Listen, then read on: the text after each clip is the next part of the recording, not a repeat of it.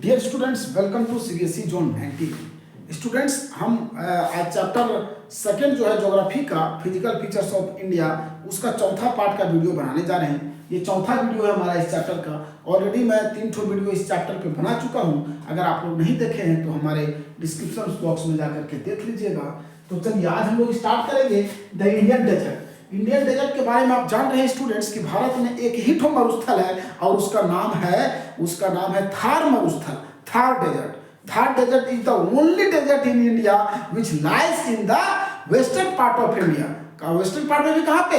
इन राजस्थान में है ये हमारा डेजर्ट, जिसका नाम है थार डेजर्ट। भारत में एकमात्र डेजर्ट है थार डेजर्ट जो राजस्थान में है। और आपको पता है कि डेजर्ट दो प्रकार का होता है, एक होता है आपका गर्म डेजर्ट और दूसरा होता है ठंडा डेजर्ट। तो राजस्थान वाला जो हमारा डेजर्ट है वो गर्म डेजर्ट है। वहाँ पे आपको जो है सो सिर्फ बरसात के मौसम में पानी देखने को मिलेगा, बाकी मौसम में पूरा सुखाड़ रहता है। और आपको ये भी पता होगा कि डेजर्ट वाले जगह में वनस्पतियाँ बहुत कम होती है, पानी की कमी होती है ना।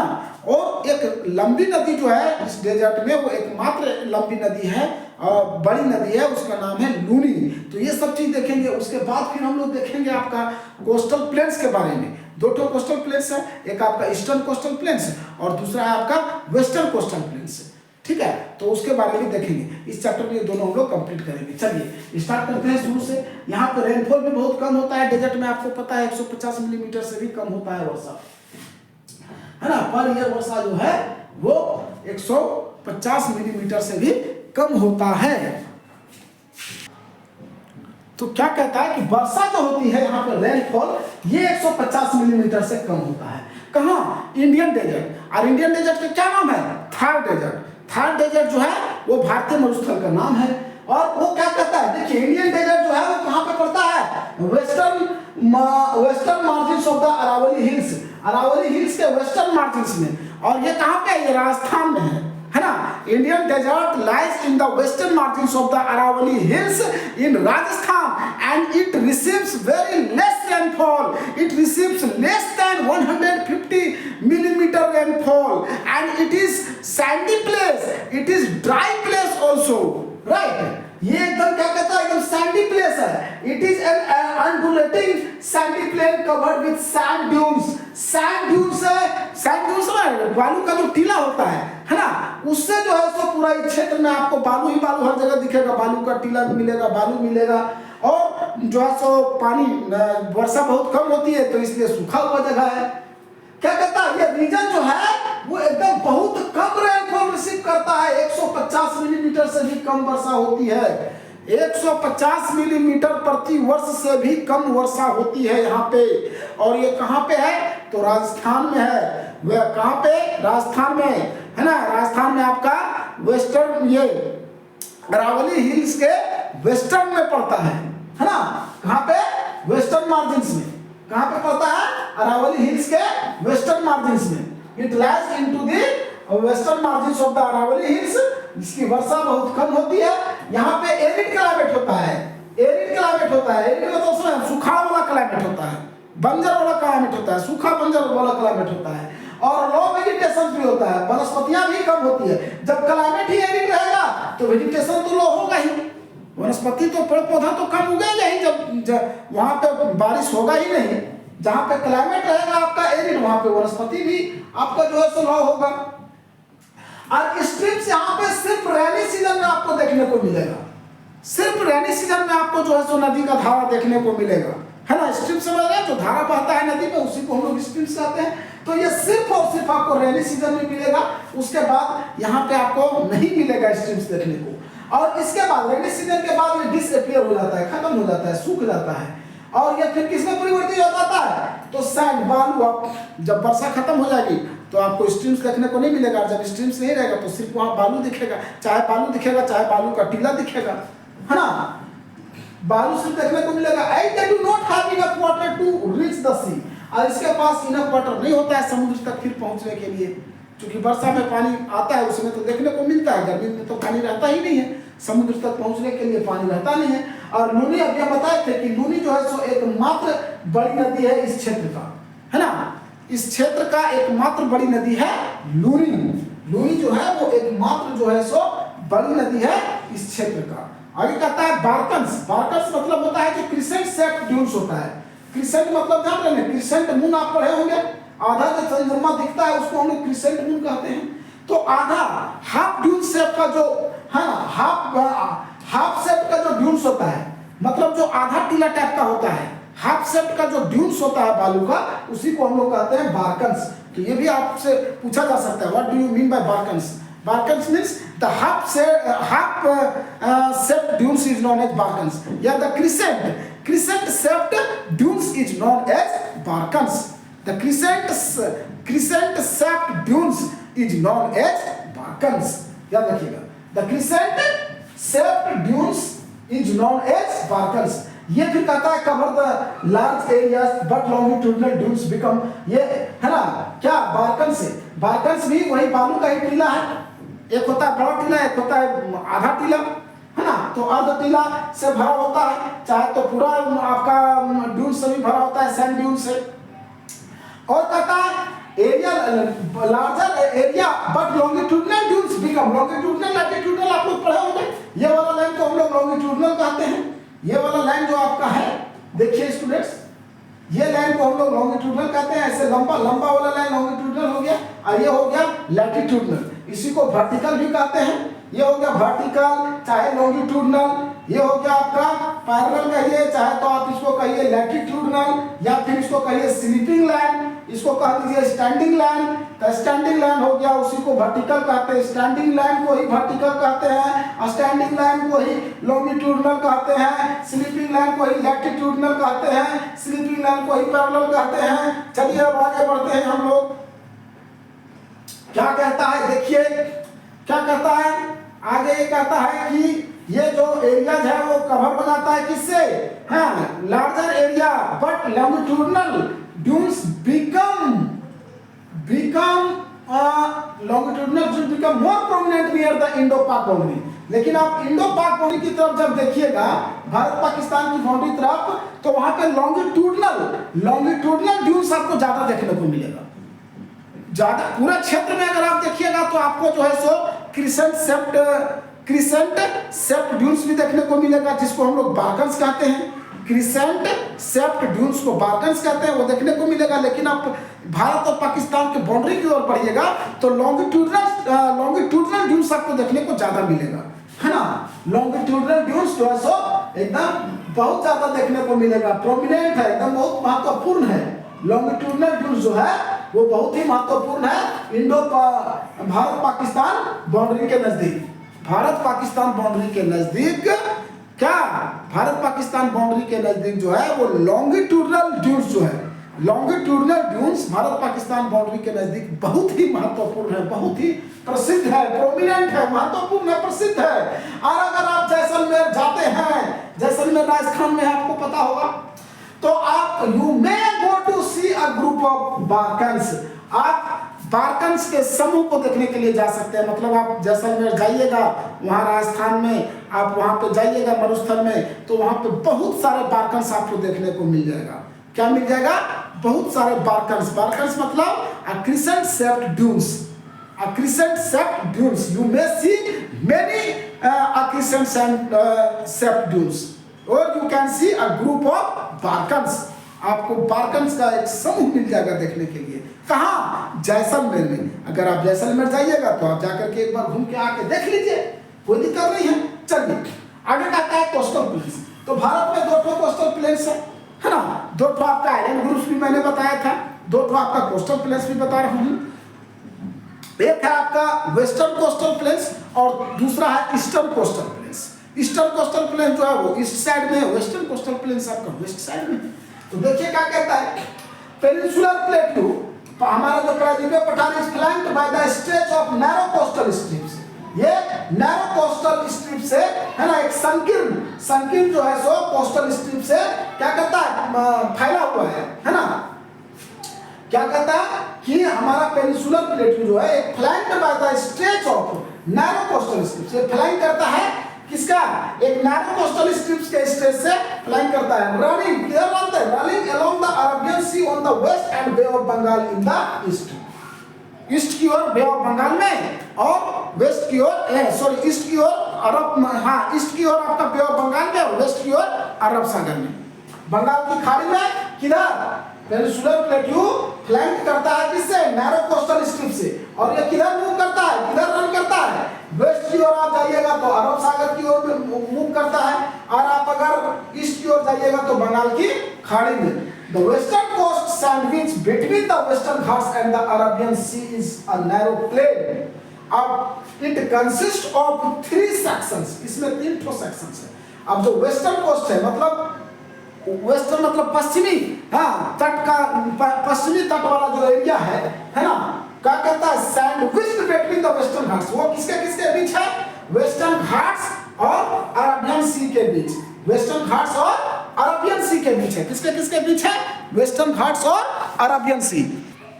तो ये समझ गए स्टूडेंट्स कि वेस्टर्न कोस्टल प्लेन जो है वो वेस्टर्न है ना, वेस्टर्न कोस्टल प्लेन कहां पे है, western coast sandwich between the western Ghats and Arabian Sea, मतलब अरब सागर और वेस्टर्न घाट के बीच में वेस्टर्न कोस्ट यानी western coastal plain, western coastal plain lies between the western Ghats and Arabian Sea, Arabian Sea और वेस्टर्न घाट्स के बीच में दबा हुआ है, कहां पे है, वेस्टर्न घाट्स और अरेबियन सी के बीच में वेस्टर्न कोस्टल प्लेन, जिसको हम लोग वेस्टर्न कोस्ट भी कहते हैं, है ना, वेस्टर्न कोस्ट कहां पे दबा हुआ है, अरेबियन सी और वेस्टर्न घाट्स के बीच में। उसी प्रकार से ईस्टर्न कोस्ट जो है या ईस्टर्न कोस्टल प्लेन जो है वो ईस्टर्न घाट और बे ऑफ बंगाल के बीच में दबा हुआ है, कहां पे दबा हुआ है, बे ऑफ बंगाल और ईस्टर्न घाट्स के बीच। ठीक है, फिर से बता दे रहा हूं, western coastal plain lies between the western Ghats and Arabian Sea, और यू में से वेस्टर्न कोस्ट है ना sandwiched between the western Ghats and Arabian Sea, whereas eastern coast या ईस्टर्न कोस्टल प्लेन लाइज या sandwiched between the Eastern Ghat and Bay of Bengal, Bengal की खाड़ी और ईस्टर्न घाट के बीच में दबा हुआ है ईस्टर्न कोस्टल प्लेन्स, और वेस्टर्न कोस्टल प्लेन जो है वो अरब सागर और वेस्टर्न घाट के बीच में दबा हुआ है। तो ये पहला डिफरेंस इसमें पूछता भी है, differentiate between the western coastal plains and eastern coastal plains या western coast and eastern coast. तो आपको बताना पहला डिफरेंस हो गया कि वेस्टर्न कोस्टल प्लेन्स है ना sandwiched between the western Ghats and Arabian Sea, whereas eastern coastal plain sandwiched between the eastern Ghats and Bay of Bengal. This is the first difference. Second देखिए क्या करता है इसका, और ब्रॉडर में देखिए इसको विस्तार से, इसमें 3 ठो सेक्शंस है, किसमें है ना, ये वेस्टर्न कोस्टल प्लेन्स पे जो है सो वेस्टर्न कोस्ट का 3 ठो सेक्शंस है, 3 सेक्शंस में इसको बांटा गया है वेस्टर्न कोस्ट को, ये भी आप याद रखिएगा, western coast has been divided into 3 sections, इसको 3 सेक्शंस में जो है सो बांटा गया है, इसमें 3 ठो सेक्शंस है। Western coast consists of 3 sections. पहला हो गया the northern part of the coast is called Konkan, Mumbai और गोवा वाला जो क्षेत्र है नॉर्दर्न पार्ट में है ना, the northern part of the coast is called Konkan. इसका पहला सेक्शन जो है नॉर्दर्न पार्ट का जो होता है, नॉर्दर्न पार्ट में जो इसका हिस्सा है उसको कहा जाता है Konkan. The northern part of this coast is known as Konkan, that is spread in Goa and Mumbai. Mumbai और गोवा में जो क्षेत्र में जो पाया जाता है नॉर्दर्न पार्ट कोस्ट को क्या कहा जाता है, कोंकण कहा जाता है। सेंट्रल में जो केंद्र में जो बीच में फैला हुआ है उसको कन्नड़ कहा जाता है। क्या कहा जाता है, कन्नड़। नॉर्दर्न वाला को कहा जाता है कोंकण, सेंट्रल वाला को कन्नड़ और सदर्न वाला को कहा जाता है मालाबार कोस्ट। सदर्न वाला को क्या कहा जाता है, मालाबार कोस्ट। तो याद रखिएगा, the northern part of the western coastal plain is known as Konkan, है ना। The northern part of the western coastal plain is known as Konkan, and the central part of the western coastal plain is known as Kannada, and the southern part of the western coastal plain is known as Malabar coast। क्या कहा जाता है, मालाबार। पूछा जाएगा तो आपको confuse नहीं करना है, मालाबार जो है वो सदर्न में है, वेस्टर्न ये सदर्न में आपका मालाबार है, नॉर्दर्न में आपका गोवा और मुंबई है, और वहां पे कौन सा तट है, तो कोंकण तट है। कोंकण जो है वो आपका नॉर्दर्न पार्ट में है, सेंट्रल पार्ट में आपका है कन्नड़ प्लेन्स, और आपका जो है सदर्न पार्ट में जो है वो है मालाबार कोस्ट। याद रहेगा स्टूडेंट्स, सदर्न पार्ट्स में आपका मालाबार कोस्ट है किसका, ये तीन ठो सेक्शंस किसका है, ये तीनों आपका वेस्टर्न कोस्ट का सेक्शंस है। Western coast consist three sections, western coast consist three sections, Konkan, Kannada और Malabar. Konkan, Kannada and Malabar. The northern part of the western coast is known as Konkan, the central part of the western coast is known as Kannada, and the southern part of the western coastal is known as Malabar। southern part में जो है उसको मालाबार तट कहते हैं। याद रखिएगा, कहाँ का बताएं कि आपका नॉर्दर्न में इसको कोंकण, उसके बाद केंद्र में आपका सेंटर में इसको कन्नड़ और सदर्न में मालाबार कोस्ट कहते हैं। चलिए स्टूडेंट्स आगे देखिए, अब कहता है the plains along the Bay of Bengal are wide and level. अब बंगाल की खाड़ी की तरफ आप जाइएगा तो ये थोड़ा चौड़ा है और लेवल में है ना। बंगाल की खाड़ी की तरफ जाइएगा तो ये थोड़ा चौड़ा है और लंबा है। नॉर्दर्न पार्ट में आप जाइएगा तो इसको कहा जाता है नॉर्दर्न, है ना, नॉर्दर्न सरकार। क्या कहा जाता है, नॉर्दर्न सरकार। हाँ, तो क्या कहता है ना, नॉर्दर्न पार्ट में इसको क्या रेफर किया जाता है, नॉर्दर्न सरकार के नाम से जाना जाता है। नॉर्दर्न पार्ट में नॉर्दर्न सरकार किसका, ईस्टर्न कोस्टल प्लेन्स का।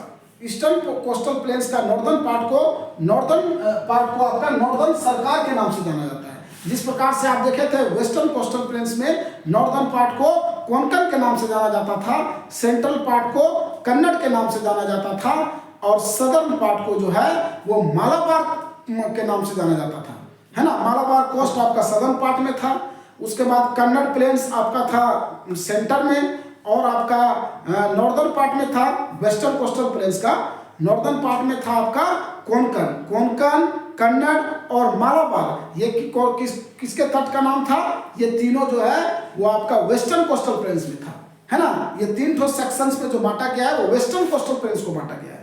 वेस्टर्न कोस्टल प्लेन्स को तीन सेक्शन में बांटा गया, मैंने आपको बता दिया। एक आपका बताया क्या, पहला हो गया आपका मालाबार कोस्ट आपका हो गया सदर्न में, और बीच में आपका हो गया आपका कन्नड़, और उसके बाद आपका कोंकण हो गया आपका नॉर्दर्न पार्ट में। उसी प्रकार से आप इसमें देखिएगा तो इसमें भी आप देखिए कि नॉर्दर्न सरकार है आपका नॉर्दर्न पार्ट में, उसके बाद सदर्न पार्ट में आपका कोरोमंडल कोस्ट है। कोरोमंडल कोस्ट किधर है, सदर्न पार्ट में। The southern part of the eastern coastal plain is known as Coromandel coast, whereas the northern part of the eastern coastal plain is known as northern सरकार। Northern सरकार हो गया नॉर्दर्न पार्ट में, और Coromandel coast हो गया आपका सदर्न पार्ट में। सदर्न पार्ट में कोरोमंडल कोस्ट, नॉर्दर्न पार्ट में नॉर्दर्न सरकार। और सबसे बड़ी नदियां जो है लार्ज रिवर, जैसे महानदी हो गया, गोदावरी हो गया, कृष्णा हो गया, कावेरी हो गया, ये सब जो है सो बहुत बड़ा डेल्टा का निर्माण करता है। डेल्टा आप लोग समझ रहे हैं, जहां पे तीन नदियां जो है सो आकर के, दो से अधिक नदी आकर के मिलता है, तो उसका मुहाना पे जो त्रिभुज के आकार का होता है, इस प्रकार से त्रिभुजाकार जो बनता है आकृति, है ना, उसी को हम लोग डेल्टा कहते हैं। ये त्रिभुजाकार जो आकृति बनता है उसको हम लोग क्या कहते हैं, डेल्टा कहते हैं। तो बहुत बड़ी डेल्टा का निर्माण करती है ये सब नदियां, महानदी, गोदावरी, कृष्णा और कावेरी। महानदी, गोदावरी, कृष्णा और कावेरी जैसी नदियां जो है सो एक बहुत बड़े डेल्टा का निर्माण करती है इसी कोस्ट में। कौन सा कोस्ट में, ये कोरोमंडल कोस्ट में। कोरोमंडल कोस्ट में महानदी, कृष्णा, कावेरी और गोदावरी मिल करके जो है सो बहुत बड़ी डेल्टा का निर्माण करता है ना। और यहाँ पे लेक के बारे में दिया है, चिल्का लेक, जो भारत का सबसे बड़ा खारे पानी का झील है। सबसे बड़ा खारे पानी का झील आपका चिल्का लेक है। Chilka lake is the largest salt water lake in our country. कहाँ पे है, that is situated in Orissa, Mahanadi पे, ऑन रिवर महानदी पे जो है सो आपका महानदी के पे जो है सो आपका ये चिल्का लेक सिचुएटेड है। कहाँ पे, उड़ीसा में। तो देखिए क्या कहता है, चिल्का लेक इसका एक महत्वपूर्ण फीचर्स है ईस्टर्न कोस्ट में। ईस्टर्न कोस्ट में आपका एक महत्वपूर्ण फीचर है क्या, एक बहुत बड़ी महत्वपूर्ण विशेषता है क्या, चिल्का लेक। चिल्का झील जो है वो ईस्टर्न कोस्ट में इसकी बहुत बड़ी महत्वपूर्ण भूमिका है। और चिल्का लेक के बारे में कह रहे हैं, सबसे बड़ा लार्जेस्ट सॉल्ट वाटर लेक है। कहाँ पे पड़ता है? तो उड़ीसा में पड़ता है ना। महानदी, हाँ, to the south of the Mahanadi delta, Mahanadi delta के साउथ में, महानदी डेल्टा के साउथ में आपका चिल्का लेक पड़ता है, जो भारत का सबसे बड़ा खारे पानी का झील है। तो ये आप समझ गए, नॉर्दर्न पार्ट में इसको नॉर्दर्न सरकार कहा जाता है, सदर्न पार्ट में इसको कोरोमंडल कोस्ट कहा जाता है। चिल्का लेक इसकी सब बहुत बड़ी विशेषता है। चलिए, तो ये हमने अभी आपको बताया स्टूडेंट्स। अभी मैंने आप लोगों को ये कोस्टल प्लेन्स के बारे में बताया, एक आपका ईस्टर्न कोस्टल प्लेन्स और दूसरा वेस्टर्न कोस्टल प्लेन्स। अब हम लोग बढ़ते हैं और ये हम लोगों का लास्ट टॉपिक है आइलैंड्स। आइलैंड्स यही हम लोग का लास्ट टॉपिक है। हाँ, जो 6 कैटेगरी में हम लोग बांटे थे, तो 5 कैटेगरी के बारे में ऑलरेडी हम लोग स्टडी कर चुके हैं। अब छठा जो है, जिसको हम लोग आइलैंड, आइलैंड आप जान रहे हैं, टापू, 2 ठो टापू है हमारे यहाँ, बताए थे हम आपको। एक आपका है लक्षद्वीप आइलैंड और दूसरा है आपका अंडमान एंड निकोबार आइलैंड्स। तो आइलैंड्स की जब हम लोग बात करेंगे तो कहता है, you have already seen that India has a vast mainland. Bharat एक बहुत बड़ी मुख्य भूमि है। भारत का एरिया भी आप देखे थे 3.28 मिलियन स्क्वायर किलोमीटर के साथ विश्व का 7वां सबसे ज़्यादा भूमि जो है सो भूमि वाला देश है भारत, है ना। सबसे पहला में आप देखे थे रसिया को 17.09 स्क्वायर किलोमीटर के साथ। दूसरा में कनाडा था, तीसरा में अमेरिका था, चौथा में आपका चाइना था, पांचवा में आपका ब्राजील था और छठा में ऑस्ट्रेलिया था, है ना। तो देखिए क्या कहता है कि भारत तो एक भूमि का बहुत बड़ा भूमि का तो देश है ही। इसके अलावा beside this the country has 2 groups of islands. इसके अलावा 2 ठो आइलैंड ग्रुप्स भी है भारत में। कितने? 2 ठो आइलैंड ग्रुप्स है। अब इसको पहचानने के लिए कह रहा है, यहाँ फिगर भी दिया हुआ है, आप लोग थोड़ा सा देख लीजिए, है ना। आइलैंड का फिगर दिया हुआ है। फिर हम लोग आगे बढ़ते हैं तो देखते हैं यहाँ पे क्या कहता है। ध्यान से देखिए, locate the Lakshadweep island groups lying close to the Malabar coast. Malabar coast के बारे में अभी आप पढ़े थे स्टूडेंट्स। मालाबार कोस्ट कहाँ पे था? आप देखे थे कि वेस्टर्न कोस्ट का जो है सो दक्षिणी भाग में, है ना, दक्षिणी भाग में वेस्टर्न कोस्ट का क्या था? मालाबार कोस्ट। कौन से कोस्टल प्लेन्स का?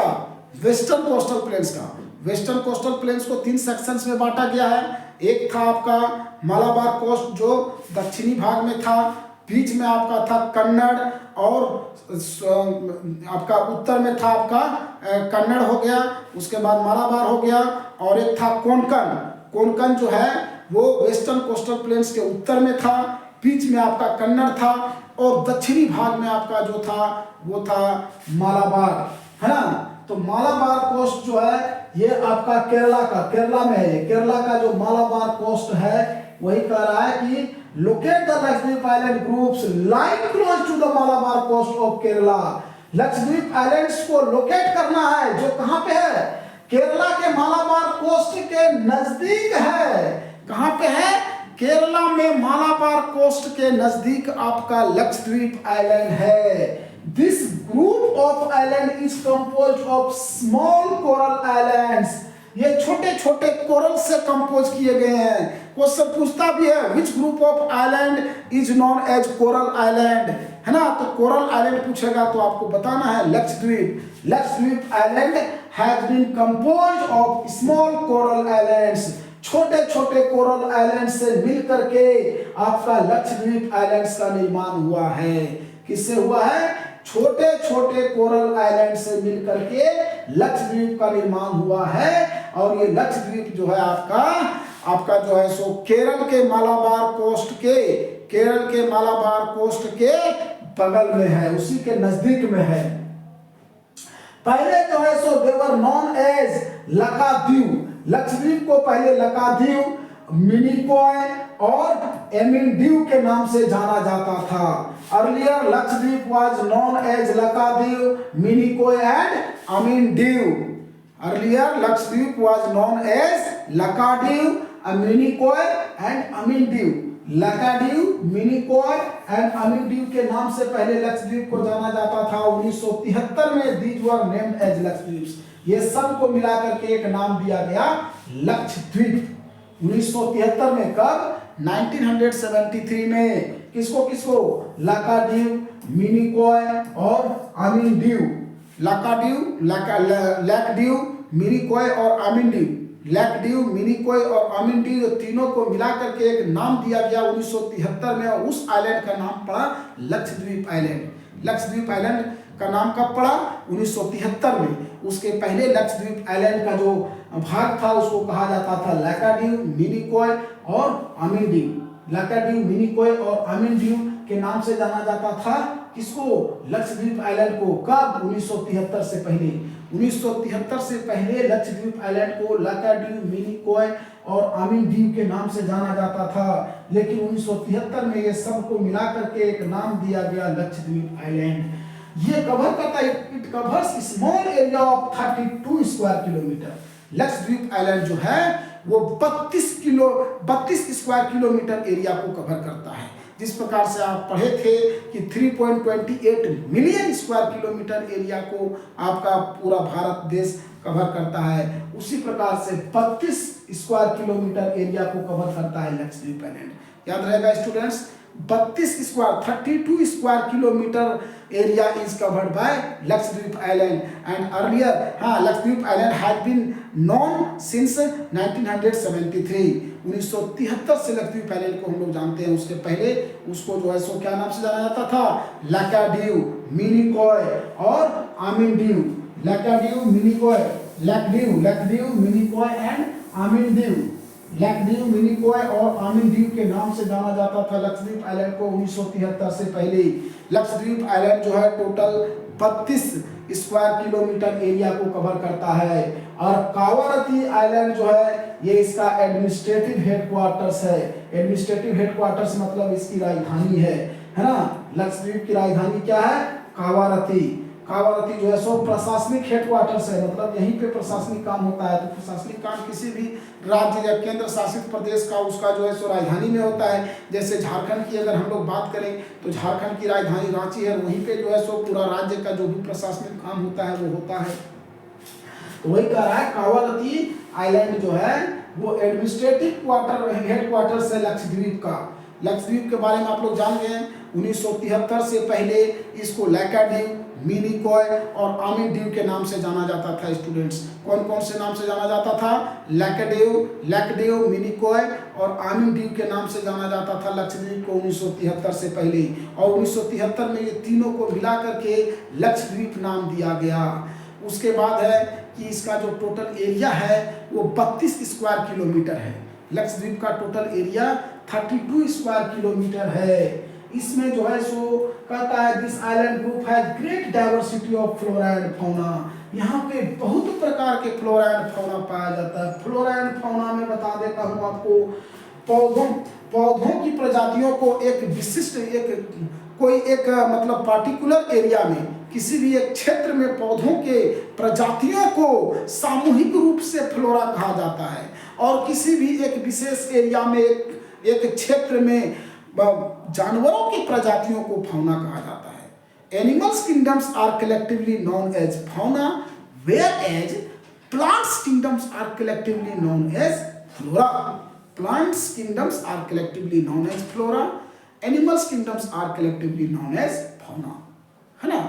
हाँ, ये हो गया फ्लोरा वनस्पति जगत, और फौना हो गया प्राणी जगत। प्राणी जगत मतलब जानवरों का जगत, है ना। चूंकि हाँ, चलिए आगे क्या कहता है? The Pitti island which is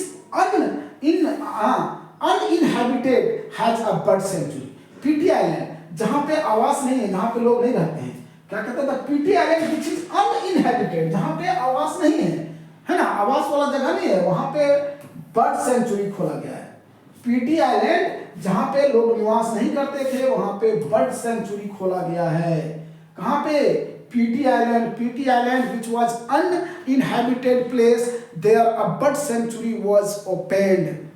तो यहाँ तक आप लोग समझ गए होंगे स्टूडेंट्स। मैं आशा करता हूँ कि आप लोग ये लक्षद्वीप के बारे में समझ गए होंगे, अगर नहीं समझे तो मैं फिर से बता देता हूँ। 1973 से पहले लक्षद्वीप को जो है सो नहीं लोग जानता था, क्योंकि लक्षद्वीप को 3 ठो आइलैंड ग्रुप्स को मिला करके बनाया गया, एक मिनिकॉय, आमिनडीव और लैकड्यू,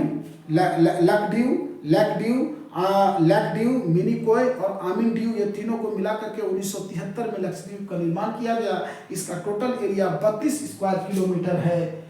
यहाँ पे फ्लोरा एंड फौना के बहुत सारे प्रजाति पाए जाते हैं। और पीटी आइलैंड में जो है सो बर्ड सेंचुरी है, एक बर्ड सेंचुरी है पीटी आइलैंड, जो अनइनहैबिटेड एरिया था, है ना।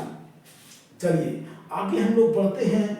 आगे जब बढ़ेंगे तो देखेंगे आगे क्या कहता है। आगे देखिए, ये आपका है, ये कोरल्स के बारे में कुछ दे दिया है। Coral polyps are short lived microscopic organisms which live in colonies. Colonies में वो मैक्रोफिक ऑर्गेनिजम्स रहता है जिसका शॉर्ट लैब होता है, मतलब कम समय का जो होता है आयु, उसी को हम लोग कोरल्स कहते हैं। ये कोरल्स के बारे में ही थोड़ा समझा दिया है ना। चलिए हम लोग आगे बढ़ेंगे और फिर देखेंगे कि एक दूसरा ग्रुप भी है आइलैंड का, है ना, जो आपका एक तो आप देख लिए क्या, लक्षद्वीप। अब लक्षद्वीप आइलैंड कहाँ पड़ता है, तो लक्षद्वीप आइलैंड आपका जो है वो वेस्ट में पड़ता है। वेस्ट में कहाँ पे, तो वेस्ट में आपका अरब सागर की ओर, अरब सागर में पड़ता है लक्षद्वीप आइलैंड। और आपका एक आपका है अंडमान एंड निकोबार आइलैंड, ये आपका बंगाल की खाड़ी में है, बंगाल की खाड़ी की तरफ है, बंगाल की खाड़ी में ये पड़ता है ना। Andaman and Nicobar island lies into the Bay of Bengal and Lakshadweep island lies into the Arabian Sea. तो ये भी आपको नहीं भूलना है, अगर पूछेगा which island lies into the Arabian Sea, तो आपको बताना है Lakshadweep island lies into the Arabian Sea, whereas Andaman and Nicobar island lies into the Bay of Bengal. Andaman और निकोबार आइलैंड आपका पूरब में है और वो बंगाल की खाड़ी में पड़ता है। लक्षद्वीप आइलैंड आपका पश्चिम में है और वो आपका अरब सागर में पड़ता है। अब आगे देखिए क्या कहता है। Now you see the elongated chain of islands located in Bay of Bengal extending from north to south. North से साउथ तरफ जो फैला हुआ है आपका बंगाल की खाड़ी में, जो लंबा जो है आइलैंड है, क्या कहता है, नाउ यू सी एलोंगेटेड, एकदम लंबा, लॉन्ग चेन ऑफ आइलैंड्स। लंबा चेन को देखिए, एकदम long elongated long chains of islands को आप देखिएगा तो है आपका अंडमान एंड निकोबार आइलैंड्स। क्या कहता है आगे कि आपका जो है सो बंगाल की खाड़ी में आपका नॉर्थ से साउथ की ओर आपका एक और है आइलैंड जिसका नाम है आपका अंडमान एंड निकोबार आइलैंड, जो बंगाल की खाड़ी की तरफ लोकेटेड है, एकदम लंबा चैन है उसका। ये अंडमान एंड निकोबार आइलैंड जो है वो सब बहुत बड़ा है साइज में, और इसको जो है सो इसको 2 कैटेगरी में बांटा गया है। एक आपका है अंडमान और दूसरा है निकोबार। नॉर्थ में है अंडमान और साउथ में है निकोबार। नॉर्थ में अंडमान और साउथ में निकोबार। क्या कहता है देखिए कि they are big in size and are more numerous and scattered. ये बहुत ज्यादा है और स्कैटर्ड है, फैला हुआ है, माने बटा हुआ है, छोटे छोटे टुकड़े में ये फैला हुआ है। और जो पूरा इंटायर ग्रुप है ये आइलैंड का, ये आइलैंड ग्रुप जो इंटायर जो आइलैंड ग्रुप है कौन, अंडमान और निकोबार, उसको जो है सो 2 कैटेगरी में बांटा गया है, 2 ब्रॉड कैटेगरी में बांटा गया है। आपका नॉर्थ में अंडमान है और साउथ में निकोबार है। याद रखिएगा स्टूडेंट्स, नॉर्थ में अंडमान और साउथ में निकोबार। नॉर्थ में अंडमान और साउथ में निकोबार, अंडमान है Nicobar. It is believed that these islands are an elevated portion of submarine mountains. ऐसा माना जाता है कि ये जो आइलैंड है वो सबमरीन माउंटेन्स का एलिवेटेड पोर्शन है। ये आइलैंड जो है वो सबमरीन माउंटेन्स का एलिवेटेड पोर्शन है। These island groups are of great strategic importance for the country. ये भारत देश के लिए बहुत ही महत्वपूर्ण है। यहाँ पे क्या कहता है, यहाँ पे बहुत सारे प्रकार का फ्लोरा एंड फौना पाया जाता है इस आइलैंड में भी। आप अंडमान और निकोबार आइलैंड में भी देखें कि बहुत प्रकार के फ्लोरा एंड फौना पाए जाते हैं। और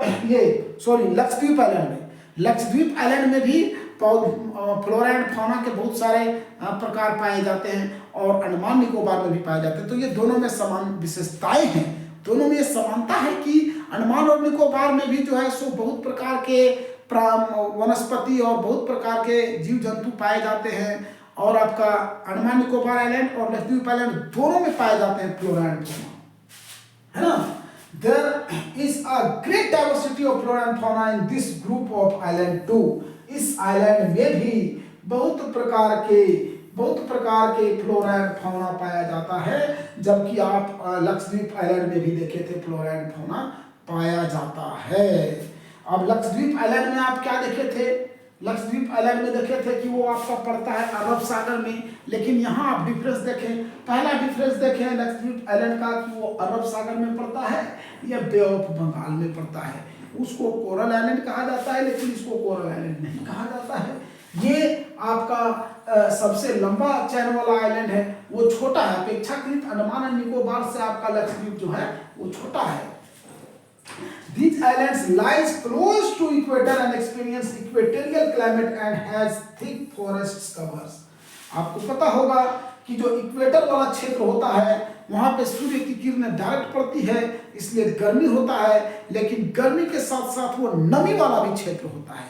तो जहाँ पे नमी वाला क्षेत्र रहेगा, मतलब जहाँ पे नमी वाला क्षेत्र रहेगा वहाँ वनस्पति ज्यादा होती है, पेड़ पौधे ज्यादा उगते हैं। नमी वाला क्षेत्र नहीं रहेगा, सूखा वाला क्षेत्र में पेड़ पौधे जल्दी नहीं उगते हैं। तो इसीलिए ये जो एरिया है अंडमान और निकोबार आइलैंड्स का, वो इक्वेटर के क्लोज है। ये अंडमान और निकोबार आइलैंड जो है वो इक्वेटर के क्लोज है ना। इक्वेटर आप समझ रहे हैं, जो पृथ्वी को दो बराबर भाग में बांटता है उसको हम लोग इक्वेटर कहते हैं। ये काल्पनिक रेखा है, इसको हम लोग 0 डिग्री लैटिट्यूड भी कहते हैं।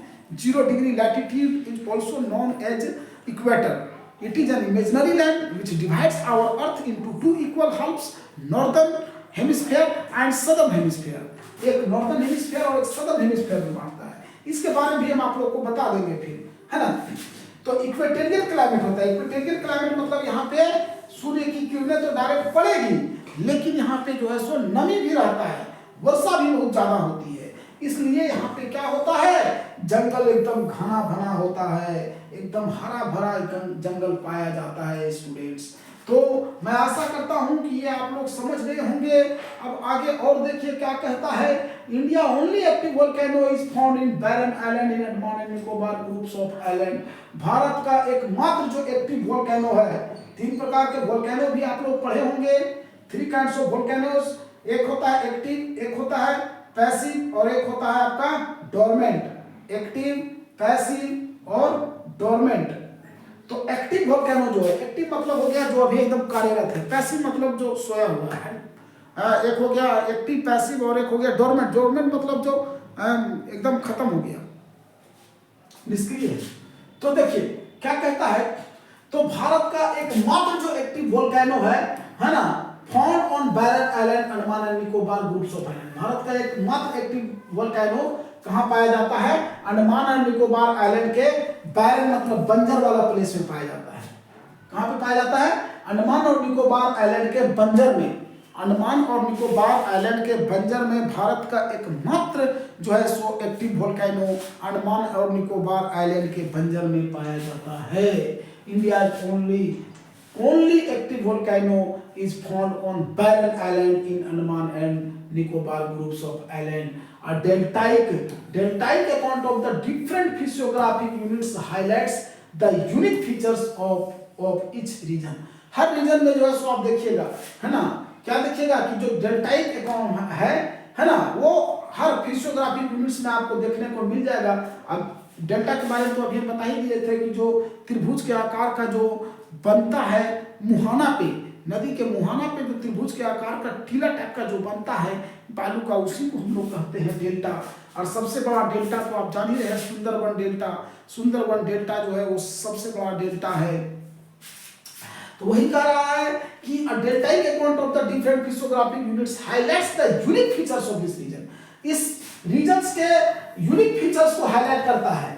ये जो क्षेत्र है आपका अंडमान एंड निकोबार आइलैंड्स वाला क्षेत्र, इसके यूनिक फीचर्स को हाईलाइट करता है। कौन हाईलाइट करता है, ये डेल्टाइक अकाउंट, जो डेल्टाइक अकाउंट है ना, of the different physiographic units. Different physiographic units का जो डेल्टाइक अकाउंट है वो हाईलाइट्स करता है किसको, यूनिक फीचर्स को, इस क्षेत्र के यूनिक फीचर्स को हाईलाइट करता है। A detailed account of the different physiographic units highlight the unique features of each region.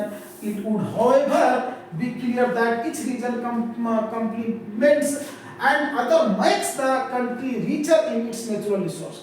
उसके बाद कहता है कि नेचुरल रिसोर्स में भी ये देश को धनी बनाता है, क्योंकि यहाँ पे विभिन्न प्रकार के जीव जंतु, आपका विभिन्न प्रकार के वनस्पति, विभिन्न प्रकार की संपदाएं पाई जाती है, तो देश को जो है सो प्राकृतिक रूप से भी धनी बनाता है, देश को धनी बनाता है प्राकृतिक रूप से, है ना। और आगे कहता है the mountains are major sources of water and forest wealth. Mountain जो है, पर्वत जो है, वो मुख्य सोर्स होता है, मेन साधन होता है किसका, पानी का और जंगल का, जंगल और पानी का मेन साधन होता है ना। जंगल और पानी के लिए मुख्य साधन क्या होता है, माउंटेन्स। आगे देखिए, अब माउंटेन्स के बारे में हम लोग पढ़ेंगे। माउंटेन से जैसे हिमालय माउंटेन से 3 वो मुख्य नदियां जो निकलती है उसके बारे में भी पढ़ेंगे। एक गंगा है, ब्रह्मपुत्र है और आपका इंडस है, उसकी सहायक नदियों के बारे में इसके जस्ट बाद हम आपका वही चैप्टर पढ़ाएंगे। कल से आपका वही चैप्टर पढ़ाना शुरू करेंगे। अब कहता है the northern plains are the granaries of the country. Northern plains क्या है, ग्रेनियर्स है, ग्रेनरीज कहा जाता है नॉर्दर्न प्लेन्स। ग्रेन मतलब अन्नदाता, अन्नदाता है नॉर्दर्न प्लेन्स, क्योंकि नॉर्दर्न प्लेन जो है वो समतल भूमि वाला क्षेत्र है और वो पर्वत से, हिमालय पर्वत से जो 3 नदियां निकलती है उसी के बहाव से जो मिट्टी बह के आता है उसी से जो है सो नॉर्दर्न प्लेन्स का निर्माण हुआ है। और नॉर्दर्न प्लेन्स को भी 3 भाग में बांटा गया है। एक है आपका western northern plains, western northern plains में आपका आ जाता है पंजाब। फिर है आपका नॉर्थ में जो है northern part of northern plains, उसमें आपका आ जाता है हरियाणा, उत्तर प्रदेश, बिहार, झारखंड का कुछ हिस्सा और वेस्ट बंगाल का कुछ हिस्सा। उसके बाद आपका एक आता है ईस्टर्न में, ईस्ट के साइड में, ईस्ट के साइड में आपका आ जाता है ये आपका असम, असम वाला एरिया जो है वो ईस्ट के साइड में आ जाता है। तो चलिए उसके बारे में हम लोग देखेंगे। क्या कहता है, they provide the base for early civilization. Early civilization का आधार जो है सो हम लोग को कहां से प्रोवाइड होता है, तो यही नॉर्दर्न प्लेन से। नॉर्दर्न प्लेन से जो है वो हम लोग को प्रोवाइड करता है, अर्ली सिविलाइजेशन का बेस प्रोवाइड करता है। और जो प्लेट्यू है ना, स्टोर हाउस, हाँ प्लेट्यू जो है वो मिनरल्स का स्टोर हाउस कहा जाता है। प्लेट्यू को यानी पठार को, पठार को मिनरल्स का स्टोर हाउस कहा जाता है। मतलब खनिज का जो है सो आवास किसको कहा जाता है, खनिज के लिए मिनरल्स का स्टोर हाउस किसको कहा जाता है, तो मिनरल्स का स्टोर हाउस प्लेट्यू को कहा जाता है। और granaries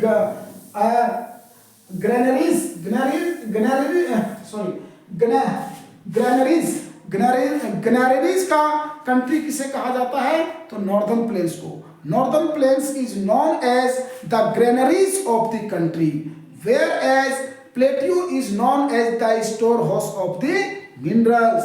Plateau is known as the storehouse of the minerals and northern plains is known as the granaries of the country.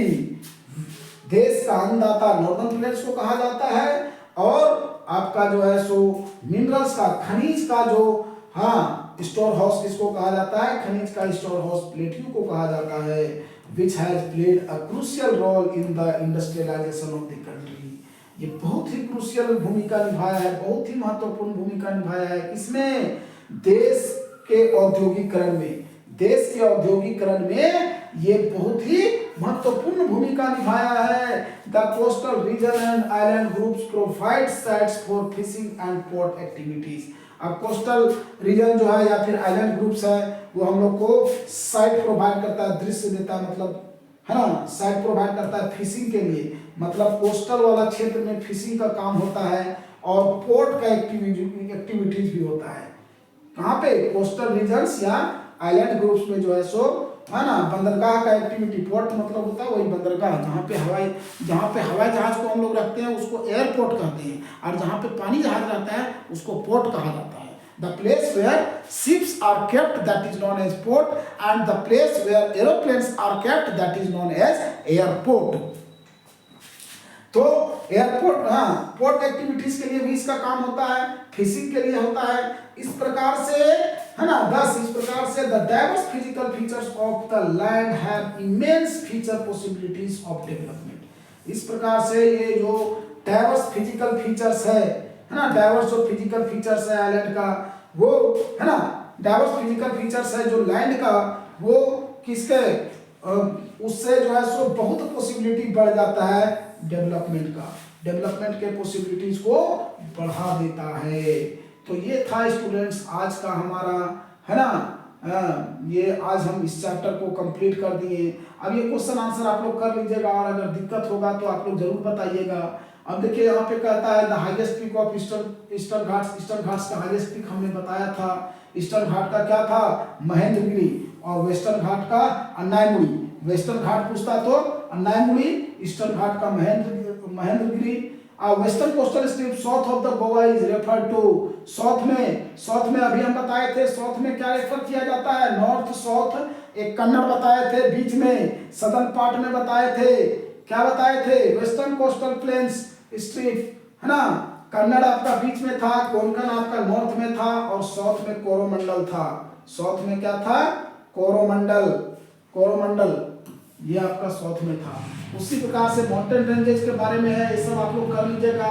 Land mass जो तीन तरफ से पानी से घिरा होता है उसको पेनिनसुला कहते हैं, और चारों तरफ से घिरा रहता तो island. Mountain ranges in the eastern part of India forming boundaries of Myanmar and collectively known, जो रेंजेस है ना जिसको हम लोग पूर्वांचल कहते हैं, पूरब में जो रेंजेज है ईस्टर्न पार्ट्स में जो रेंजेज है जो म्यांमार के बाउंड्री का निर्माण करता है उसको हम लोग पूर्वांचल कहते हैं। पूर्वांचल आपको बताए थे, पूर्व प्लस अंचल, पूर्व मतलब ईस्ट और अंचल मतलब माउंटेन या हिल्स, तो इसको क्या कहते हैं, पूर्वांचल कहते हैं। भाबर, खाबर, भांगर ये सब हम बता दिए थे। पहाड़ के माउंटेन हिमालय पर्वत के जस्ट नीचे आप जाइएगा तो पहले भाबर है, उसके बाद तेराई है, फिर भांगर है, फिर खादर है, ये सब मैंने आपको बता दिया था। तो ये सब आप लोग लिख लीजिएगा स्टूडेंट्स। हाँ, हिमालय को 3 डिवीजन में बांटा गया, ये भी बताए थे आपको हम। एक आपका है हिमाद्री, हिमाचल और शिवालिक। हिमाद्री, हिमाचल और शिवालिक के 3 डिवीजन्स में हिमालय को बांटा गया, ये भी हमने बताया था। अरावली और विंध्या रेंजेस के बीच में कौन सा प्लेट्यू पड़ता है, ये भी मैंने आपको बताया था। सब कुछ मैंने आपको इसमें बता दिया है। अब कोरल ओरिजिन वाला अभी हमने बताया था, कोरल ओरिजिन वाला कौन सा जो है सो आइलैंड है, अभी हमने बताया था लक्षद्वीप आइलैंड जो है वो कोरल ओरिजिन वाला आइलैंड है। भांगर और खादर में अंतर, एक नया एलुवियल सोइल है और एक ओल्ड एलुवियल सोइल है। वेस्टर्न घाट, ईस्टर्न घाट अभी हम बताएं। वेस्टर्न घाट जो है वो आपका वेस्ट में पड़ता है, वेस्ट में। ईस्टर्न घाट्स आपका ईस्ट में पड़ता है। द ईस्टर्न ये आपका ईस्ट में आपका ईस्टर्न घाट पड़ता है। वेस्टर्न घाट्स ईस्टर्न घाट्स के अपेक्षा ऊंचा है।